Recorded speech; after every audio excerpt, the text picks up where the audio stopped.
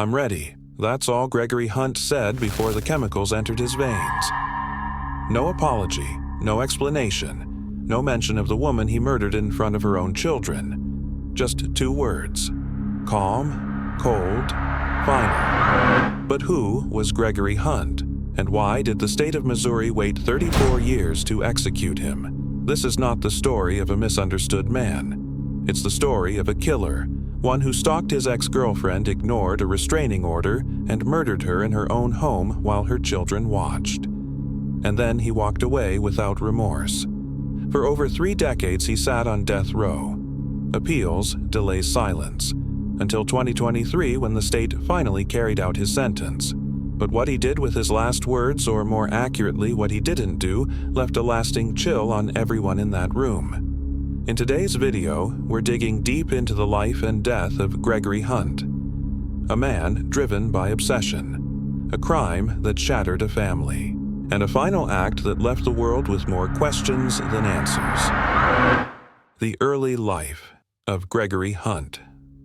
Gregory Hunt was born in 1956 in Missouri, just another boy in a working-class town where people worked hard, lived modestly, and didn't ask for much from the world. But behind the walls of his childhood home life was far from normal. Hunt grew up in a household marred by alcohol violence and emotional neglect. His father, a factory worker, was known for his explosive temper. His mother, overwhelmed and undersupported, reportedly struggled with depression. Hunt was one of several siblings, each fighting for scraps of attention, affection, and safety in a home where yelling was the norm and bruises were just part of growing up. He never spoke publicly about his childhood, but those close to him later painted a picture of a boy who learned early that anger was power, and control came through fear. As a teenager, Gregory was unpredictable. Teachers noted that he was intelligent, even articulate, but easily provoked. One counselor remembered him as quietly seething. He'd lash out in fights, disappear from school for days at a time, then return like nothing had happened. He eventually dropped out of high school in his junior year. By then, he had already started drinking and wouldn't stop for the rest of his life. In his 20s, Hunt drifted. Mechanic, factory work, construction. He had no real direction, no goals, no ambition. Just short-lived jobs, toxic relationships, and a growing dependency on alcohol. At one point, he married and had a daughter. But the marriage quickly dissolved under the weight of violence and substance abuse. Police were called on multiple occasions. Restraining orders were filed. Still, Hunt managed to avoid jail time. It wasn't just women who felt unsafe around him. Co-workers, neighbors, even friends described him as someone who could flip like a switch. One moment, calm the next, punching a wall. Or worse. And yet, despite the warning signs, Gregory Hunt never got the help he clearly needed. There were no mandated rehab stays, no serious mental health evaluations, just a man growing more volatile with each passing year. By the time he reached his early 30s, Hunt had developed an obsession with control, especially when it came to women. And when one woman in particular tried to leave him, he made a decision that would define the rest of his life. Coming up, the night of the murder. What happened in that quiet Missouri apartment when Gregory Hunt showed up with a sawed-off shotgun, and how 2 young children witnessed a horror no one should ever see. The murder of Joanne Hunter. May 13th, 1989. A warm spring evening in St. Louis, Missouri. Joanne Hunter had just returned home from a visit to her sister's place. It was a quiet night. She was with her 2 young children, ages 6 and 10, getting them ready for bed. But she had no idea that someone was watching her apartment, waiting, and that her past was about to come crashing through the front door. That someone was Gregory Hunt. He wasn't supposed to be anywhere near her. Months earlier, Joanne had left him finally walking away from a relationship filled with violence, manipulation, and fear. She filed for a restraining order, and she got it. But like so many women who try to leave abusive partners, that piece of paper didn't stop him. Gregory Hunt had been threatening her for weeks, calling, showing up uninvited, lurking near her apartment. He told friends and family, "If I can't have her, no one will." That night, he meant it. At around 10 p.m., Hunt broke into Joanne's apartment armed with a sawed-off 12-gauge shotgun. The entry was violent. Joanne screamed. Her children, barely old enough to understand what was happening, were in the next room. What happened next would haunt them for the rest of their lives. Hunt shot Joanne once in the back as she tried to run down the hallway. She collapsed. He stood over her and fired again, point blank.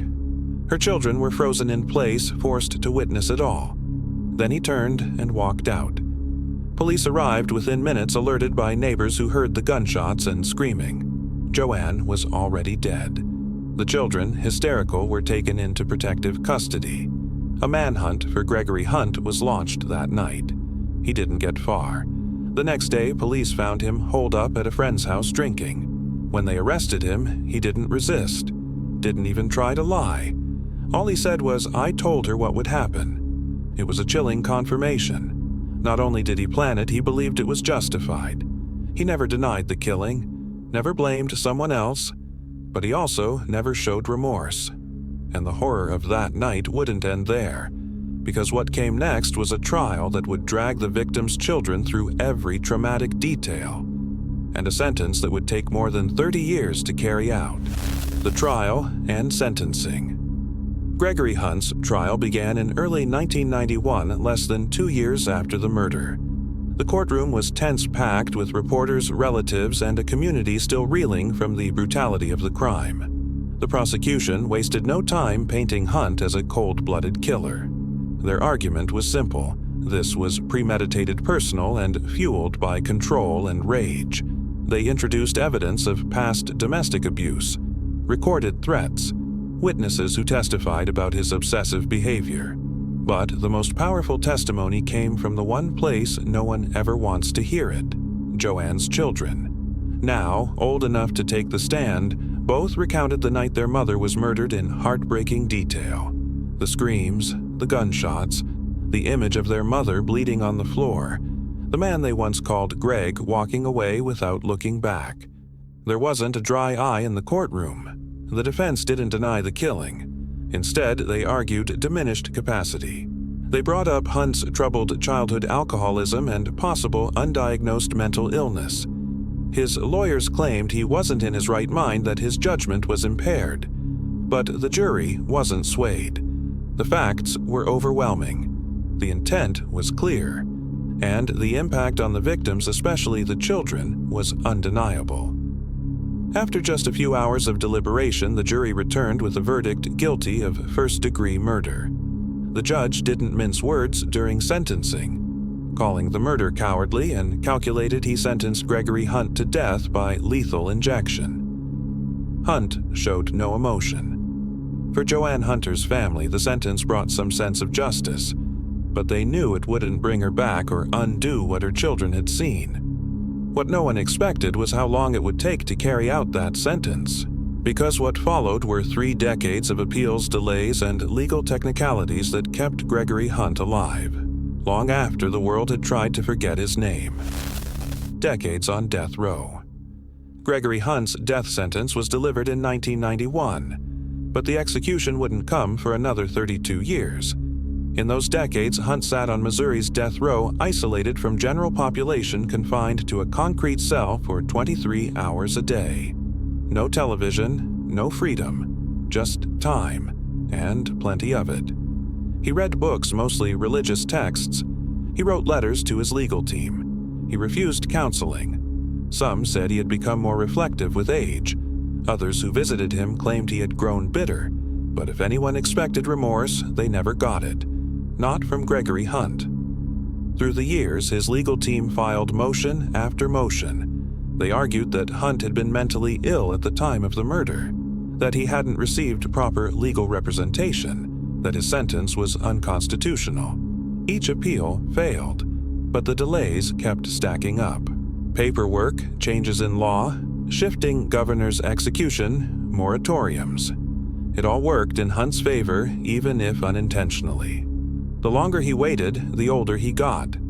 He entered prison at 35 and would turn 60, then 65, still behind bars. For Joanne Hunter's family, the delay felt like a second punishment, Her children, now adults, had to relive the murder every time an appeal made the news. Every stay of execution brought fresh pain. But in 2023, that waiting ended. The Missouri Supreme Court scheduled his execution date August 1st, 2023. It was no longer a question of if, just when. The last 24 hours. The last day of a death row inmate's life is a strange blend of routine and finality. On the morning of August 1st, 2023, Gregory Hunt woke up at the Potosi Correctional Center, where he had spent more than 3 decades. There were no outbursts, no statements to the press. Prison officials described him as quiet, composed, and alert. He declined a spiritual advisor. He didn't write any final letters, just waited. Later that afternoon, he was offered the right granted to all condemned inmates a last meal. His request: fried chicken, mashed potatoes with gravy, green beans, corn, a biscuit, and chocolate cake. Simple, Southern, comfort food. He ate slowly in silence. Staff said he finished most of it. He made no unusual requests. He didn't speak about Joanne Hunter, didn't mention his family. He didn't even say whether he believed the execution was justified. At 6:30 p.m., his attorneys submitted a final request for clemency to Missouri Governor Mike Parson. They argued Hunt had been mentally unwell at the time of the murder, that executing a man after 34 years on death row was inhumane. The governor denied the request without hesitation. By 6:45 p.m., Hunt was escorted to the execution chamber. Strapped to the gurney IVs inserted into his arms, Gregory Hunt lay still. Witnesses filed in, including members of Joanne Hunter's family. One of her daughters clutched a worn photograph of her mother and whispered prayers under her breath. At 6:55 p.m., the warden asked if Hunt had any last words. He nodded once and said, "I'm ready." That was it. No apology, no explanation, no message for the victim's family. At 7:02 p.m., the lethal drugs began flowing into his veins. Within moments, his chest stopped rising. At 7:11 p.m., Gregory Hunt was pronounced dead. After 34 years, justice, however delayed, had finally arrived. But the silence he left behind would be louder than any final words he could have spoken. Final words and execution. Some death row inmates go out with a speech. Some break down. Others beg for forgiveness. But Gregory Hunt, he spoke 2 words. "I'm ready." He didn't say Joanne Hunter's name. He didn't apologize to her children who were watching from behind the glass. He didn't acknowledge the pain he caused. He simply let go. To the prison's staff, it was one of the calmest executions they'd ever seen. No last-minute panic, no resistance. He lay still, closed his eyes, and waited. By 7:11 p.m., he was pronounced dead. For some, that moment marked closure. For others, it raised even more questions. Why didn't he say more? Did he feel remorse and just choose silence? Or was he truly unrepentant to the very end? Joanne Hunter's daughter, now in her 40s, told reporters, "People think the execution ends the pain, but it doesn't. It just ends the man who caused it." Gregory Hunt died without ever showing the humanity he stole from someone else. And in death as in life, he remained silent. Legacy and public reaction. The execution of Gregory Hunt didn't dominate national headlines. There were no protests at the prison gates, no books, no documentaries. But in Missouri, especially in St. Louis, it stirred up old wounds and reignited a decades-long debate. To Joanne Hunter's family and supporters, Hunt's death was overdue justice. The man who shattered their lives was finally gone. To anti-death penalty advocates, it was a slow, bureaucratic killing of a broken man. A man they claimed was shaped by poverty trauma and undiagnosed mental illness. They argued that 34 years on death row was in itself a form of torture. Even some legal scholars questioned the process. Why does it take 3 decades to carry out a sentence? If rehabilitation is possible, when does punishment turn into revenge? But for Joanne Hunter's children, the arguments didn't matter. They lived with the memory. They remembered her voice, her laugh, her screams. Her son, who had been just 6 years old when he saw his mother die, posted on social media the night of the execution. "He's gone. Finally. But I still miss her every single day." Gregory Hunt's body was cremated. No one claimed his remains. No headstone, no grave, no legacy. Just a name in state records and a story of violence, silence, and justice that came too late for the woman who mattered most. Gregory Hunt's story is not one that ends neatly. There were no dramatic confessions, no moments of redemption, just a brutal act, a long wait, and a quiet death. But it leaves behind the question so many true crime stories do: what really leads someone to kill? Was Gregory Hunt the product of a violent, neglected childhood, a man shaped by alcoholism, untreated mental illness, and decades of inner rage? Or was he simply evil, a predator who believed he had the right to end another person's life when he couldn't control them? We may never know.